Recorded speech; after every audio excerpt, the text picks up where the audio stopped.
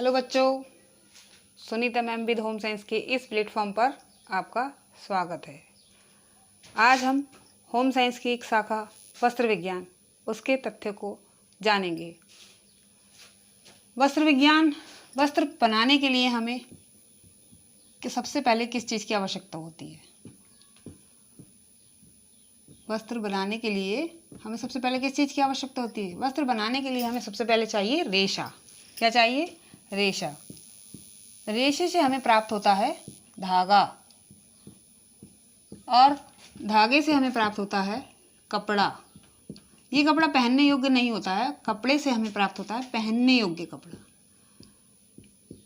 पहनने योग्य कपड़ा।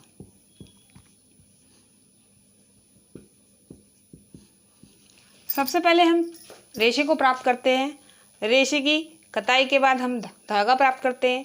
धागे की बुनाई के बाद हम कपड़ा प्राप्त करते हैं, और कपड़े पर परिसज्जा के बाद हम पहनने योग्य कपड़ा प्राप्त करते हैं। तो रेशा हमें कैसे प्राप्त होता है? रेशा हमें प्रकृति से प्राप्त होता है। कहाँ से प्राप्त होता है? प्राकृतिक जगत से। प्राकृतिक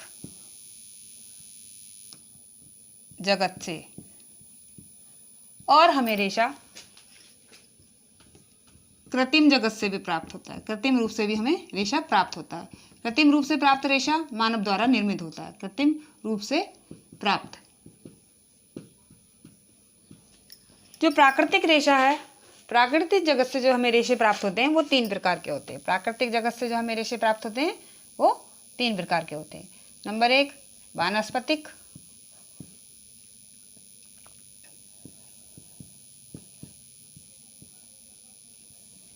नंबर 2 प्राणिज,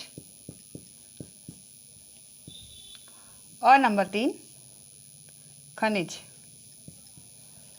ये तीनों रेशे प्राकृतिक रेशे होते हैं।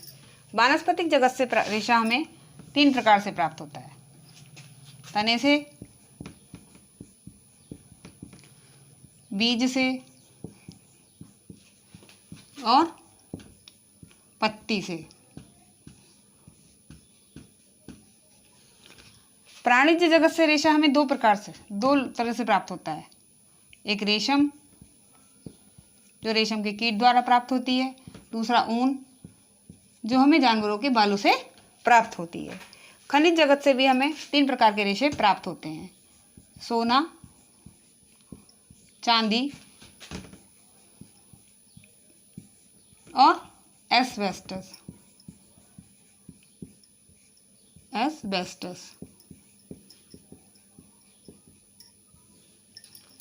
प्राकृतिक जगत के रेशे 3 प्रकार से प्राप्त होते हैं। वनस्पति जगत से तना, बीज और पत्ती। प्राणी जगत से रेशम और ऊन। खनिज जगत से सोना, चांदी और एस्बेस्टस। जो हमें तने से रेशे प्राप्त होते हैं वो भी 2 प्रकार के होते हैं। तने से प्राप्त रेशे,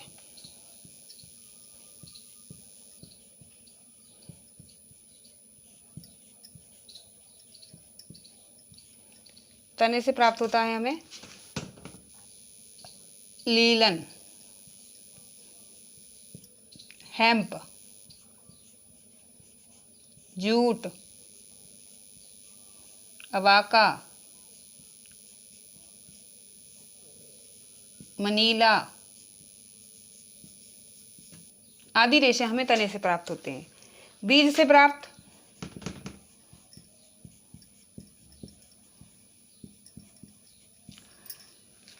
कपास,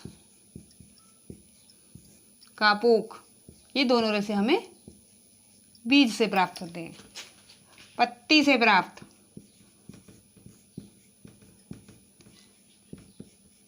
पत्ती से हमें प्राप्त होता है सीसल और फिना। पत्ती से हमें प्राप्त होता है सीसल और फिना। आपने देखा कि रेशे को प्राप्त करने के लिए कपड़े को प्राप्त करने के लिए हमें रेशा चाहिए। रेशे से कताई द्वारा धागा प्राप्त होगा, धागे से बुनाई द्वारा कपड़ा प्राप्त होगा, और कपड़े पर परिसज्जा द्वारा पहनने योग्य कपड़ा प्राप्त होगा। रेशा हमें प्राकृतिक जगत और कृत्रिम जगत दोनों ही तरीके से प्राप्त होता है। प्राकृतिक जगत में भी वो हमें 3 प्रकार से प्राप्त होता है। वनस्पति से, प्राणिज से और खनिज से। वनस्पति में तने से, बीज से और पत्ती से।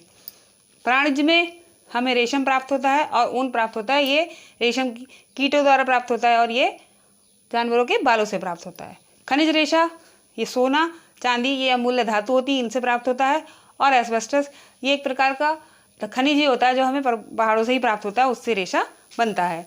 तने से जो रेशे प्राप्त होते हैं वो हमें लिनन, हेम, जूट, मनीला, वाका आदि रेशे प्राप्त होते हैं।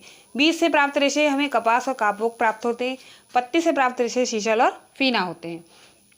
तो हमने जाना कि इन रेशों के द्वारा हम अपने लिए वस्त्र को तैयार करते हैं। इन वस्त्रों को तैयार करने की कई विधियाँ होती हैं, कई तरीके से हमें ये चीज़ें प्राप्त होती हैं और इन चीज़ों के प्राप्त करने के बाद ही हम पहनने योग्य कपड़ा बना पाते हैं। तो सबसे पहले हम जानेंगे कि हमें कपास कैसे प्राप्त होता है। कपास ये प्राप्त होता है हमें बीज से। इसे हम बीज का बाल भी कहते हैं। इसे बीज का बाल भी कहते हैं।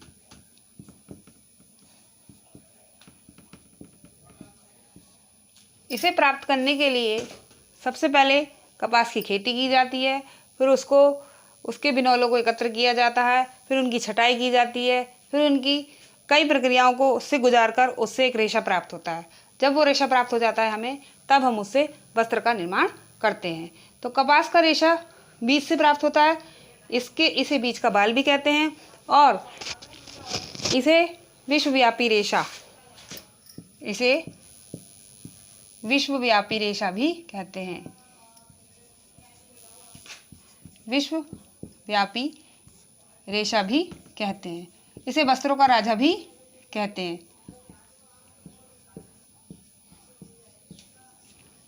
इसे वस्त्रों का राजा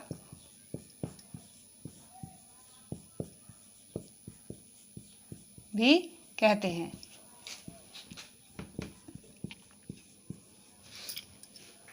इस प्रकार हमने जाना कि कपास हमें बीज से प्राप्त होता है। इसे बीज का बाल भी कहते हैं। ये एक विश्वव्यापी रेशा होता है। इसे वस्त्रों का राजा भी कहा जाता है। इसी प्रकार इसी का दूसरा रेशा जो हमें कापोक ये भी हमें बीज से ही प्राप्त होता है। यह भी हमें बीज से ही प्राप्त होता है। बीज से प्राप्त होता है। लेकिन इस कापोक से प्राप्त रेशे से हम पहनने योग्य कपड़े नहीं बना पाते, क्योंकि इस रेशे में ऐंठन नहीं होती है। कापोक में ऐंठन नहीं होती है।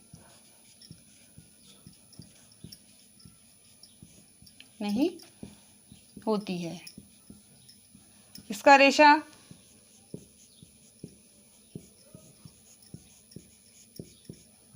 सूक्ष्म, महीन और चिकना होता है।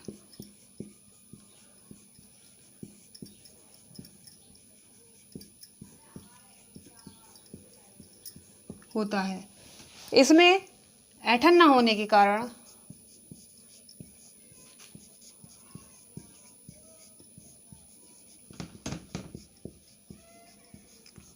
कारण इससे सुरक्षा पेटी, चटाई आदि बनाई जाती हैं।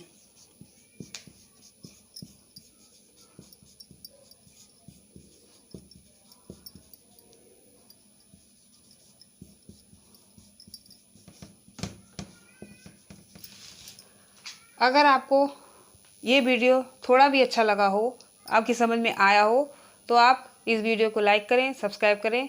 धन्यवाद।